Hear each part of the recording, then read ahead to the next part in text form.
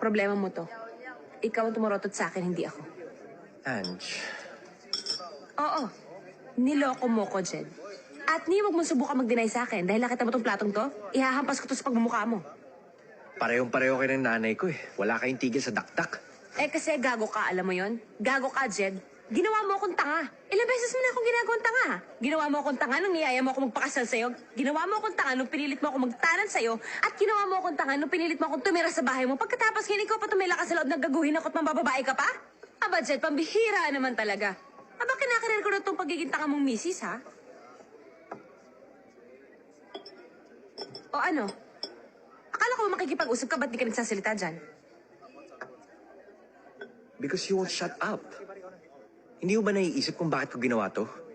Dahil sa ugali mo. Binigay ko naman sa'yo lahat ah. Eh ako, inisip mo ba ako? Hindi. Ang gusto mo lagi, yung gusto mo yung nasusunod. Kaya mo ba ako pinagpalit? Hindi kita pinagpalit. Tumikim lang ako ng ibang ulam. Ano?